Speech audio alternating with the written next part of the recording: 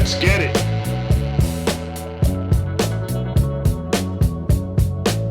Some people will see the thumbnail that I posted and think that I'm trying to be inflammatory, that I'm trying to just get clicks. It's a clickbait form where I'm just trying to draw people in because I'm going to say these salacious things that have no validity to what is actually going on in the series. I just want to do a hit piece on Robyn or hit piece on Kody. The truth of the matter is these habitual rake steppers don't have to require me to do a hit piece. They do hit pieces on themselves.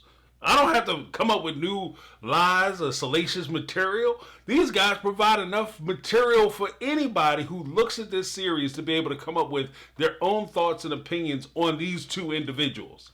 And that's what I'm going to do today. Now, I have future videos planned where I'll go into a lot of the code cracking as far as some of the interpersonal dynamic experiences in this relationship and how, like, the conversation that happened on Coyote Pass was dysfunctional as hell, how Robyn was trying to manipulate the situation, etc., how Kody was being an ass, per usual. I'll be going over all that. I'll even talk about some of the things between Janelle and Christine. However, in this video, I specifically wanted to talk about Robyn and the way she conducts herself within her marriage and how she deals with the other wives when she says she's trying to keep the family together and trying to be a champion for the other wives. Now, before I get into it, I would simply ask that if you guys are getting anything from this content, especially if you enjoy the clip that I put in last, stick around for that. I'm telling you, it's worth it. It's worth it. It's worth it. Big shout out to everybody who helped me put this thing together. I'm telling you, it's going to be off the hook. You guys are going to enjoy it. Give me a thumbs up just for that.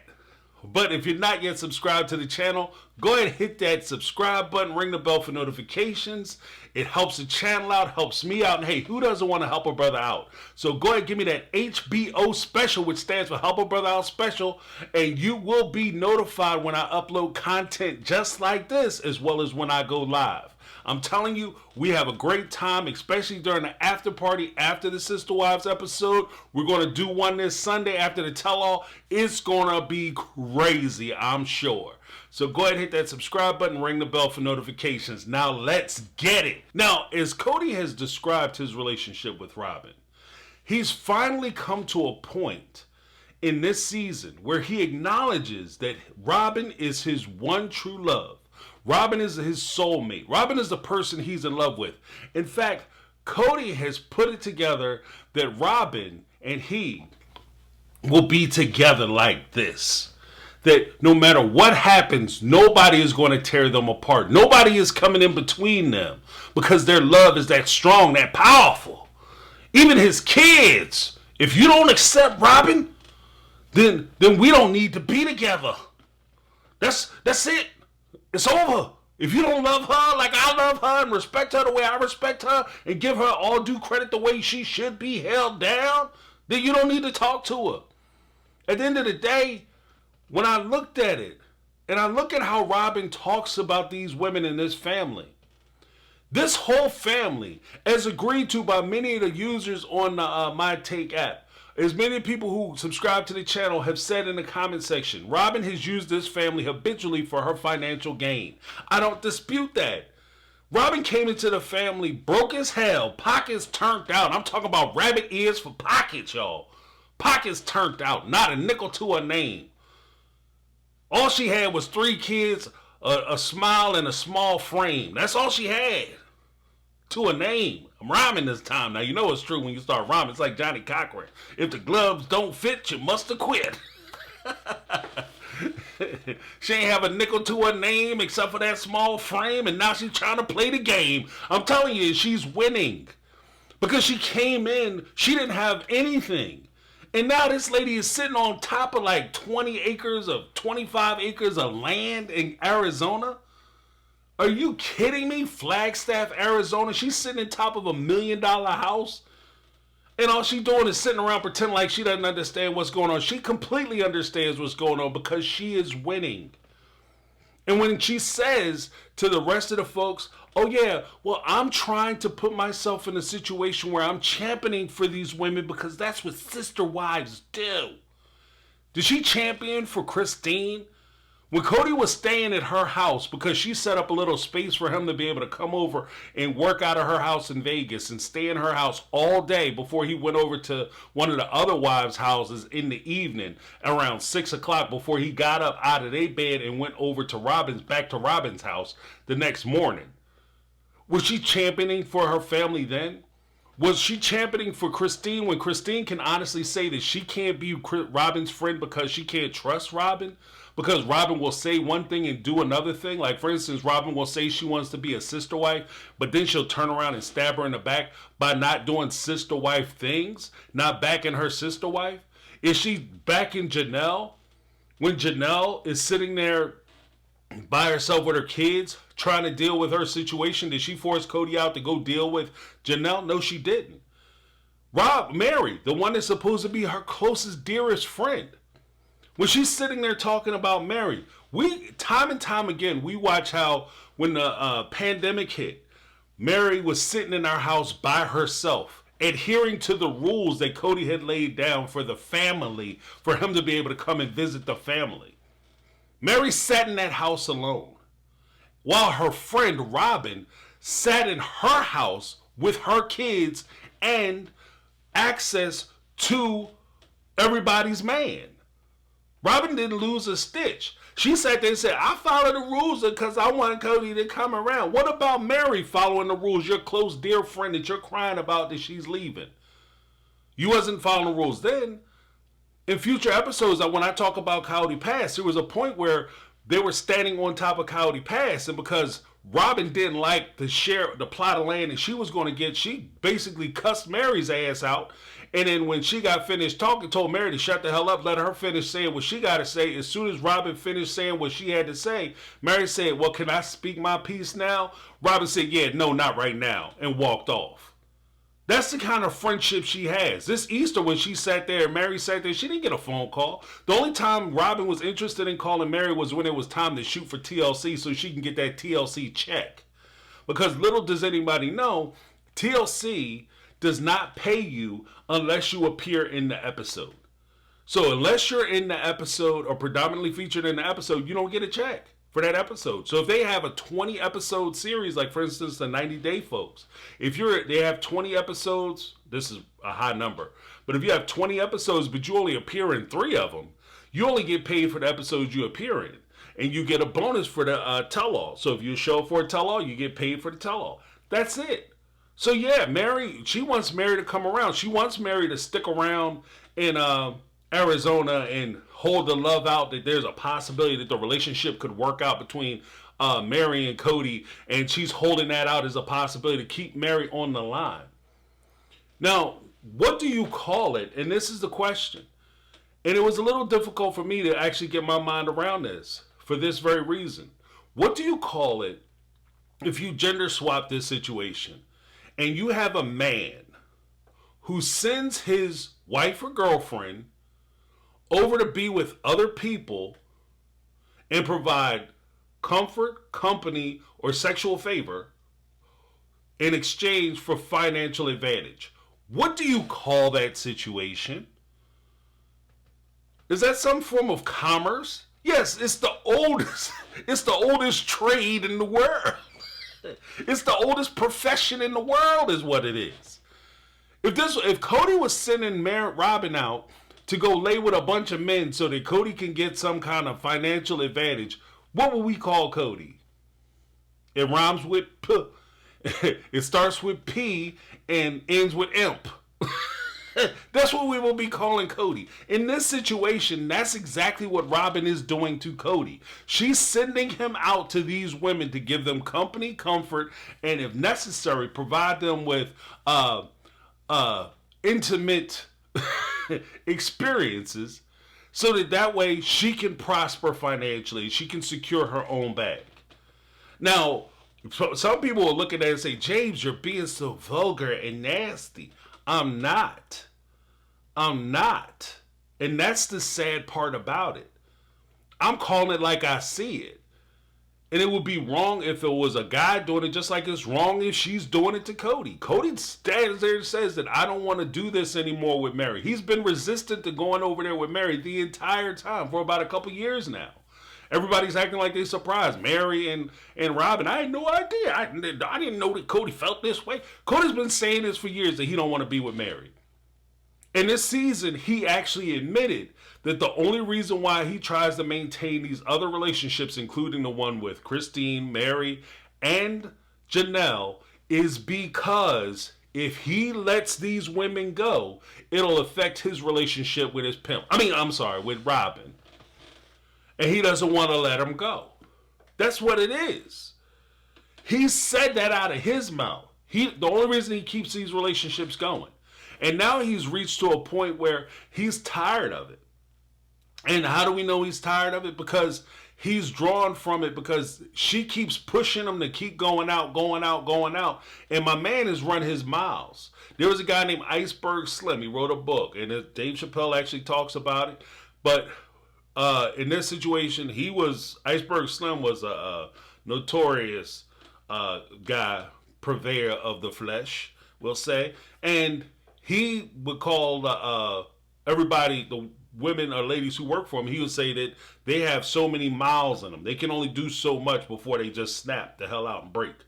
And Kody is in that point where he's about to break. My man is breaking down because he's doing stuff that he doesn't want to do. He doesn't understand why he can't be with the love of his life because he's been told or sold a bill of goods this whole time that she's the one, she's the special one, she's the one that makes him feel so good and so wonderful. And if only the two of them could be together the way they want to be together, he could truly fulfill himself because she pretends to be everything he wants in a lover and in a wife.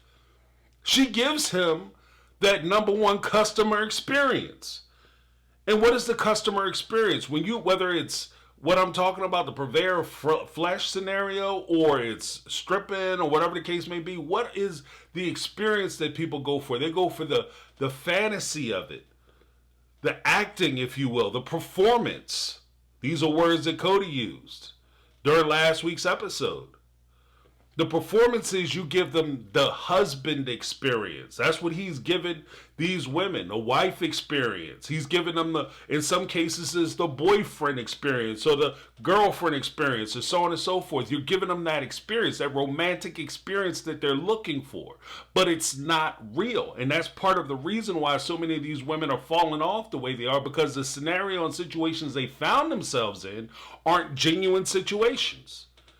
Let's take a look at last week's episode because I want to build on this. Let's take a look at last week's episode, a clip from it, where Meri talks about the land and the property and the division thereof and how fair it isn't. Let's take a look at it. This is just weird to me that you two get 8 together, 4 and 4. Janelle gets 4 and I get 2. Yeah, that is weird. That's weird as hell.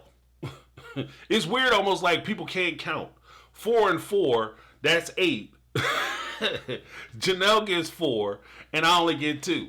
That's not math. That doesn't make sense. Like I said in my live, if this was a drug deal, somebody would get shot in the face. What, you thought I wasn't going to count that shit?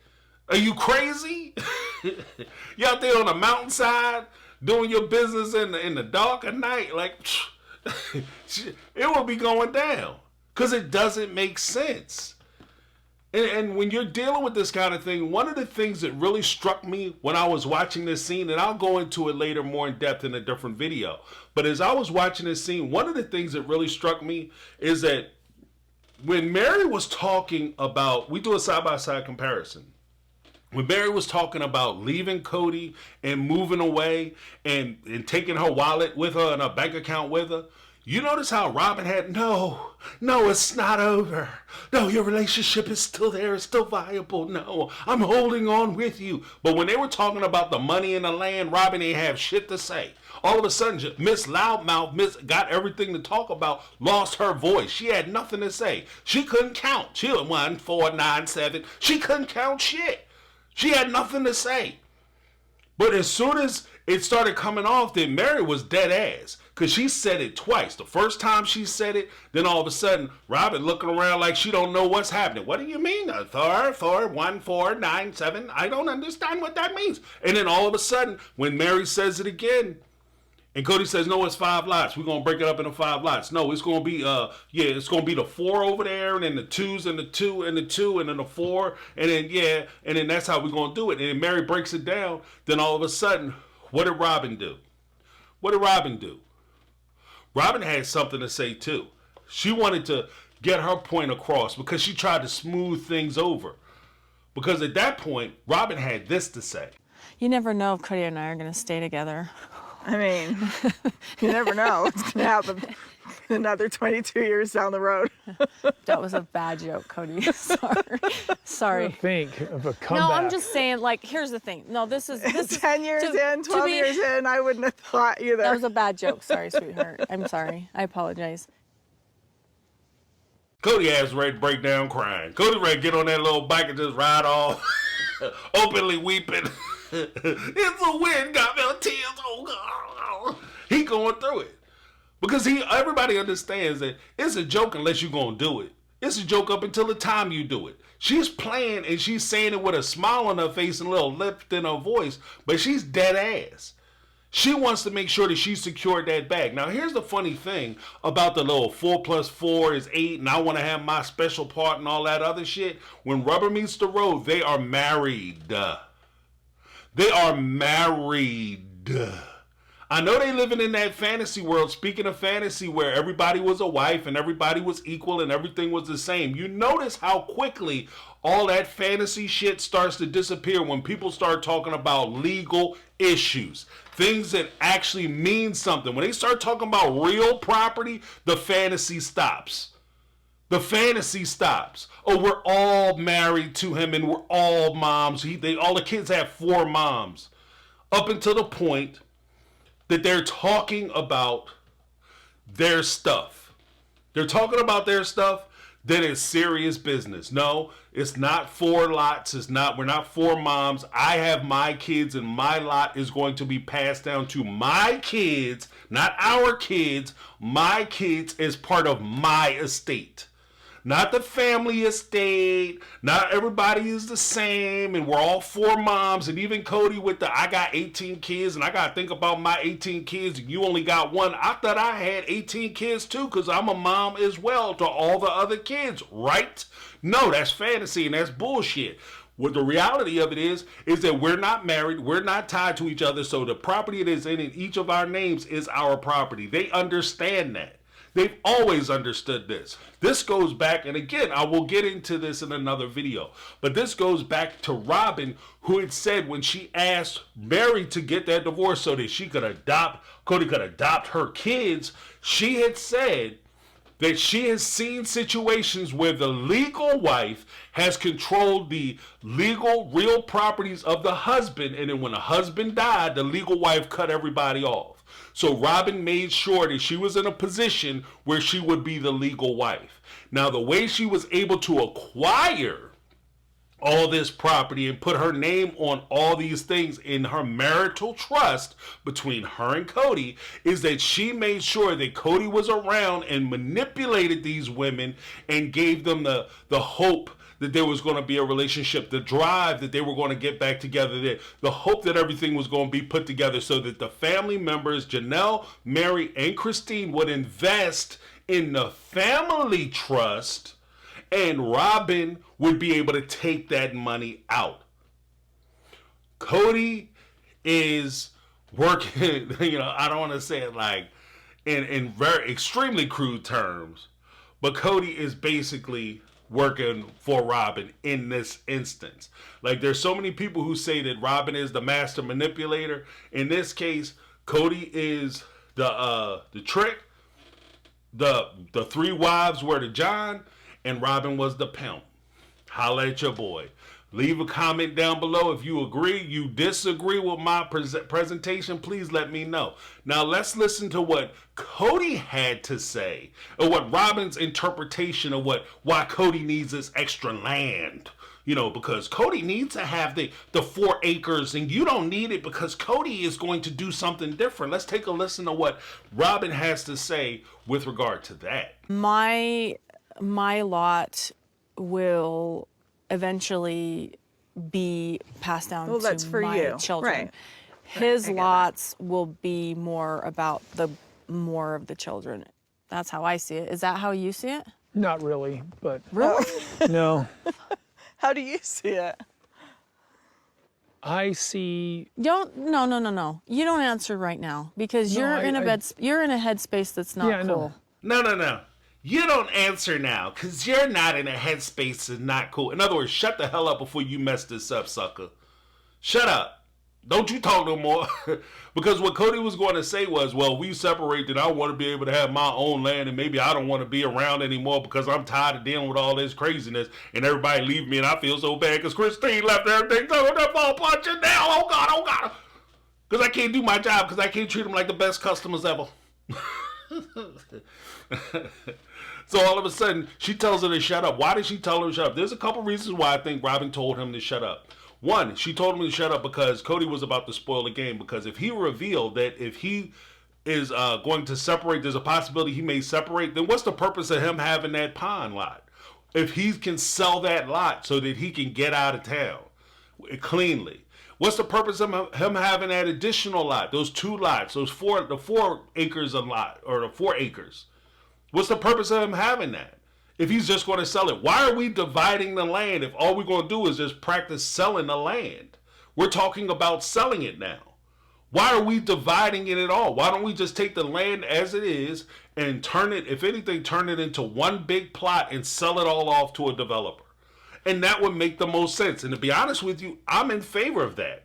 I think that the wives should all just get together with Kody and decide to go ahead and sell Coyote Pass, divide the thing equally, and let everybody walk away with their money. Or more to the point, what will be more equitable, what will be more fair, is that people who put into the land, they get their money back from the land.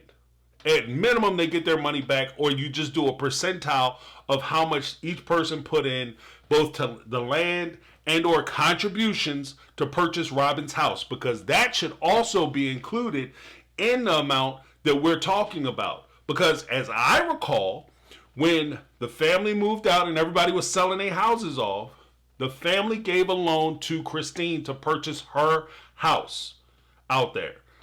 Christine had also contributed to the land. She used her part of the land to repay the family, which actually isn't fair because she paid the family once she sold her house. But she used her part of the land or whatever to pay for the house. So she said, okay, I'm washing my hands. I'm giving it to the family. Not to Kody, to the family. So she said she's fine with being out. So from that point, it's just between Meri, who has contributed heavily financially to the family, Janelle, who has contributed mega heavily to the family, including cashing in her 401k so that Robyn could qualify for her first house. So technically, Janelle should have gotten some of the proceeds from Robyn's Vegas home. Then, of course, Kody, whatever he contributed to the family, I'm not sure. The money from TLC, whatever the case may be. Robyn, her fair share that came in from TLC, that would be the sum total of what she put in, because the rest of her money went towards her home in a loan from the family so she could buy that home. We cannot ignore the fact that that home belongs to Robyn and Kody. It's not just Robyn's house, and they took a loan from the family in order to purchase that home, which takes away money from Coyote Pass. So the money that they took from Coyote Pass, you guys use that to pay off Coyote Pass, or you just give Coyote Pass to Meri and Janelle, allow them to sell it, and everybody is equal, and they get to walk away. That sounds fair to me. Probably won't sound fair to Kody, Mr. Can't Count Math guy. Yeah, I'm going to go ahead and give you 2. I'm going to take 2. Then I'm going to give you 2. Then I'm going to go ahead and take the last 2 because that's only fair. That math don't math, son. That math don't math. So when they started talking, I was like, some things we not going to do. Now, the second part of why she tried to cut Kody off, and I think this is more maniacal and actually goes more to the theory that this is more of a the oldest profession vein, because she's trying to provide them the fantasy, and in that fantasy she has to provide hope to Meri that Kody and her can work things out. She's still included in plans for Coyote Pass to keep Meri from causing problems, keep Meri from going to see an attorney, keep Meri from talking to an accountant, to do a forensic accountant, especially to get those books from Kody Brown LLC to see where the money went and how the money was spent. And she doesn't want her to get an actual appraisal of that land to figure out which plots are worth the most, how much is what's worth, and how big everything are. So he's trying to keep you from doing all that. In other words, he's trying to pull a squirrel on her ass. Look over there, girl. No, get distracted. No, don't talk about that. Oh, isn't that cute? Oh, funny. And we can talk about in another video how Robyn specifically tried to manipulate this situation. But again, she is constantly trying to push Kody onto Meri physically so that he can manipulate Meri into doing what she wants him to do. Initially, when they moved to Arizona, and maybe I'll pull this for another episode, but when they first moved to Arizona, Kody had went out to Arizona and Flagstaff with Meri, and he was putting on a charm, love bombing the hell out of her, putting his arm around her, talking about like they have a new romance. And when they get out to Arizona again, as mentioned in this episode, he was talking about, yeah, we gonna be in love and this is a new start for us, trying to get her to put that money in. Because if you recall, when they first got out to Arizona, Meri had not sold her house in Las Vegas yet. She still had her house in Las Vegas. So he needed her to sell that house in Las Vegas so that she can invest her money in Arizona. Meri was happy in Las Vegas. He could have left her, if he was done with her for 10, 15 years, he could have left her ass in Las Vegas and been done. Not have to worry about her no more. She was fine where she was. He could have broke up with her. She would have been okay with the breakup because she had that beautiful house sitting there in Las Vegas and she was good with it. She had her friends and everybody that she was cool with in Vegas. But he took her from that. How did he get her from that? Because he was throwing a charm on her. He was tricking her down. That's how he got her ass out there in Arizona. Now, as promised, guys, because I know some of you had hung in there, I appreciate it. Give me the thumbs up when you appreciate this next clip that I'm going to show you that I put together. I hope you enjoy it, and I'll see you on the other side. Wait, what was your name again? Well, thank you for asking. My name is a pimp named Slickback. We get it poppin', homie, day and night. Got the party jumping, about to break the ice. Stay up on my grind, that's my way of life. I got tunnel vision, I'ma chase that ray of light.